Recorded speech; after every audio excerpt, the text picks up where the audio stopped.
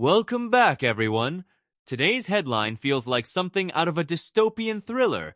Chinese nationals allegedly caught smuggling a dangerous crop, destroying fungus into the U.S. Jane, can you walk us through what actually happened at Detroit Airport? Absolutely, Mike. The DOJ claims one suspect tried to sneak the fungus in hidden inside his luggage. When questioned, he said he was just visiting his girlfriend, a research fellow at the University of Michigan, but eventually confessed to possessing the fungus. It's a scenario straight out of a spy novel.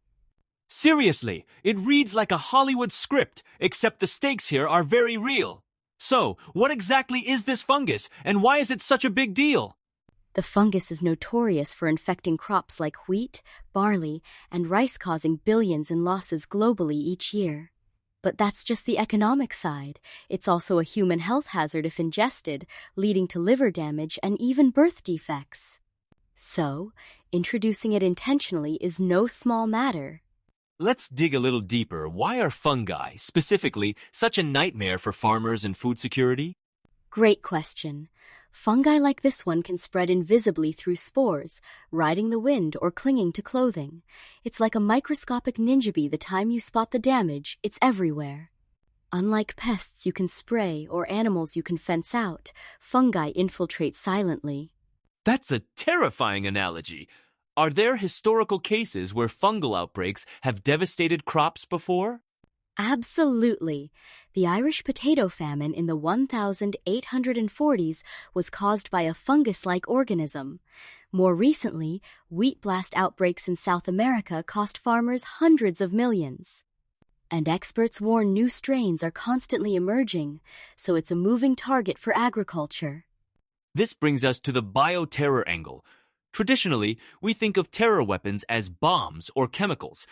But targeting food is a whole new ballgame, right? Exactly.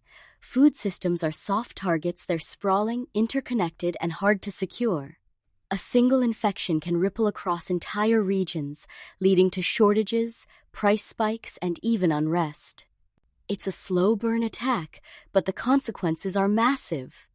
And there's plausible deniability. Nature itself can be the scapegoat. If crops fail, who's to say it wasn't just bad luck or climate change? Right, that's what makes it so insidious. Unlike a missile strike, you can't always point a finger and say, they did it. It's the perfect crime for the 21st century, especially when countries want to avoid open conflict. Jane, for our listeners who aren't mycologists, what makes this fungus so deadly for crops? Can you break down the science? Sure thing. These fungi produce mycotoxins, which are like chemical sabotage for plants. They infect the grains, disrupt growth, and make entire harvests unsafe for consumption. Some mycotoxins persist through milling and baking, so even bread can be contaminated. That's wild. So, even your morning toast isn't safe if this gets out of hand. How fast can these outbreaks spread if left unchecked? Shockingly fast. In optimal conditions, think warm and humid, spores can travel miles in a single day. One infected shipment could seed outbreaks in multiple states before anyone realizes there's a problem. Let's pivot to human health. You mentioned earlier that this fungus can hurt people, not just plants. What's the risk to consumers? The big issue is those mycotoxins. They're not just plant killers. Chronic exposure in humans is linked to liver cancer, immune suppression, and, as you said earlier, birth defects. Studies estimate 25% of the world's food supply carries some level of fungal toxin contamination. So, it's not just a farmer's problem, it's right on our dinner plates. Are there any real-world cases where this led to public health crises? Yes, in Kenya, aflatoxin outbreaks have led to mass poisonings and fatalities. The risk is especially high in developing countries where storage conditions are poor and monitoring is limited. Switching gears, did airport security catch the fungus? Are our defenses really up to the challenge against biological threats? In this case, it seems customs officers flagged something suspicious with the suspect's luggage. But truthfully, most airports aren't equipped to detect microscopic threats. It's like looking for a needle in a haystack. Unless you have specific intelligence, many slip through. That's sobering. Are there technologies or protocols being developed to improve detection? Absolutely. There's growing investment in portable DNA scanners and biosensors that can flag pathogens in real time. Australia, for example, uses sniffer dogs trained to detect agricultural products, but we're still playing catch-up with the science. Now, the story gets Merkirth's suspect's girlfriend is a visiting research fellow. Is this just academic curiosity gone wrong, or do you see shades of international espionage here? It's tough to say. Universities are melting pots for research, but they're also targets for intelligence gathering. The line blurs when dual-use knowledge like fungal genetics can be applied to both agriculture and sabotage. It's a classic knowledge is power scenario. So hypothetically, could someone weaponize academic research without the university even knowing?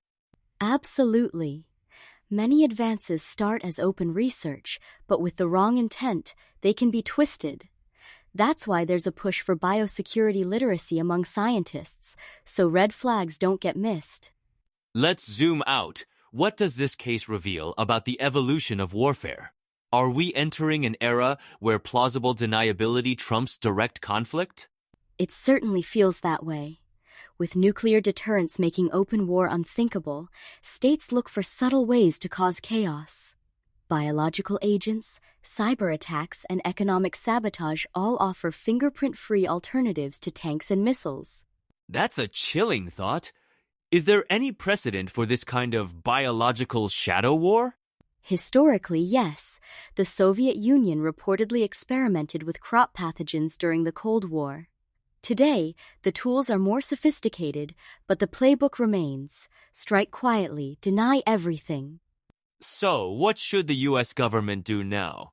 If we let this slide, do we risk looking weaker? Is there a smarter play? It's a tightrope. Overreact, and you spark diplomatic crises. Underreact, and you invite repeat offenses. The key is deterrence. Invest in biosecurity, prosecute offenders, and send a clear message internationally that agri-sabotage won't fly. Do you think this incident could lead to tighter academic partnerships or travel restrictions? It's possible. After similar incidents, we've seen increased vetting of research collaborations and stricter import controls on biological samples. The challenge is balancing security with the free flow of science. Before we wrap, let's address the elephant in the room. Are we heading toward a Last of Us scenario where fungi threaten civilization itself? Thankfully, we're not there yet, but vigilance is key. Investing in crop diversity, resilient farming, and rapid response biotech can keep us ahead. It's a real-life chess game between Mother Nature, bad actors, and human ingenuity. That's both reassuring and a call to arms for biosecurity. Jane, thanks for helping us untangle this wild story. Listeners, stay alert. Sometimes the biggest threats are invisible. Thanks, Mike. And remember, the next time you bite into a slice of bread, spare a thought for the scientists keeping our food safe.